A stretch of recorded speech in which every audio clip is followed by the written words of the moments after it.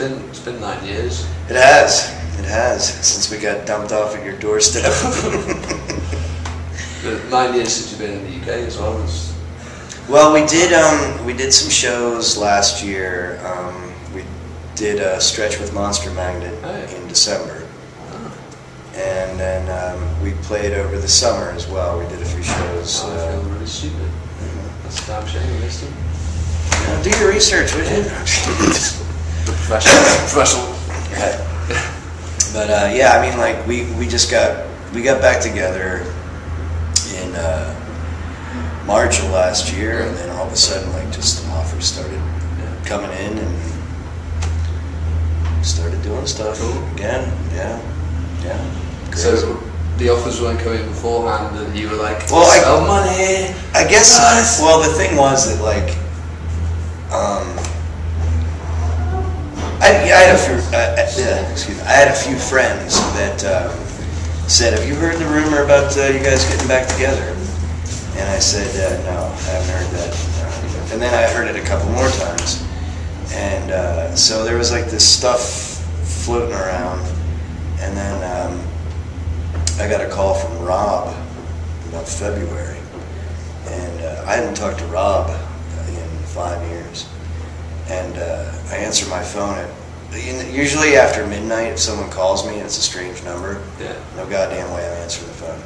But it was like 1 a.m., you know, I had a couple beers in me. I was like, strange number. I was like, all right, I'll try it out. So I'm like, hello? He goes, hey, it's Rob. And I was like, Rob who? He's like, Oswald.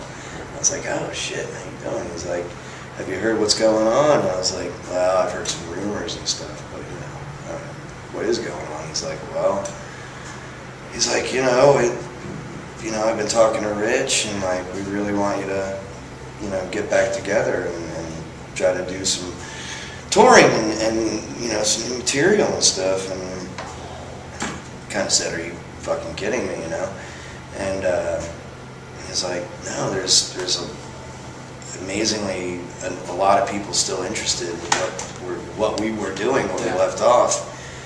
So I said, all right, you know, and then you know, a few days later, Rich and I buried the proverbial hatchet, and then you know, within a few weeks, I was off to Los Angeles, where these guys live now. I'm still in West Virginia, but went off to LA to start relearning the old stuff and writing some new stuff. Cool. Yeah. So it's pretty quick. Yeah, it happened pretty fast. Pretty fast. Yeah.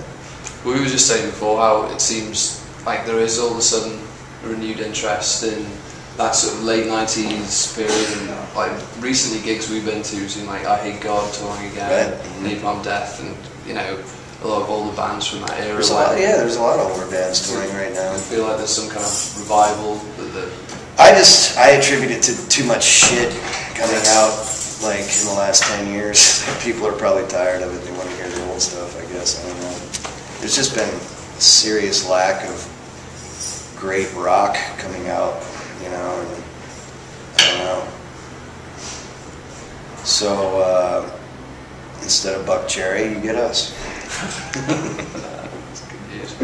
But so you've been out for 3 weeks. Are you seeing like old people you haven't seen in ages? You know, like new faces. A few. Yeah. Like, you know, I talk to people like. I've talked to a few people, like, I caught you your first time around in '97, and I'm just like, holy fuck, you know, and I'm like, wow, what do you do? Oh, I'm married, got 3 kids. I'm just like, whoa. Yeah, it's kind of weird, you know, but it's cool that they're still, you know, interested and still coming out, you know, especially after, you know, what we went through, and I'm sure some of those shows were not that good. Considering what we were doing at the time, which was much fun. Bad things. Bad things. Never. Just along the same thing, I saw you played in Sardinia. Doing a jam. Yeah. And I was looking at that and I was thinking, it's kind of surreal how you're playing in the California desert, but you're in Sardinia. Right. Yeah. It's like the Epcot Center, kind of bringing someone else's culture into there. Yeah. The Duna Jam experience was amazing, and the funny thing was that was basically we had gotten together and did like a couple of shows in the States, but our first experience back into Europe was going to Fantasy Island. You know what I mean? It was like Sardinia. Yeah. We had 2 shows and we were there for 4 days, and it was just, it was incredible. If anybody ever gets a chance to go to Duna Jam, go, because it's very small and quaint festival, but that's what makes it so great, especially on that island. Oh my Lord.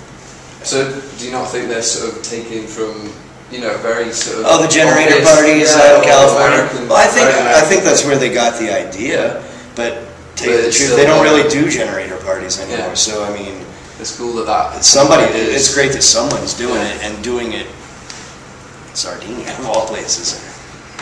It's like everyone's happy to embrace that lifestyle. I think it's just quite a popular thing. And that's probably spread over the 10 years as well, so coming back, seeing the effects. Questions? Talking about, so we're talking about Desert Rock. You did a release with John Garcia recently on the new album. Well, there's the full length, which is the first CD, and then there's a bonus CD. It's got some stuff on it that we had recorded before but never really put out, and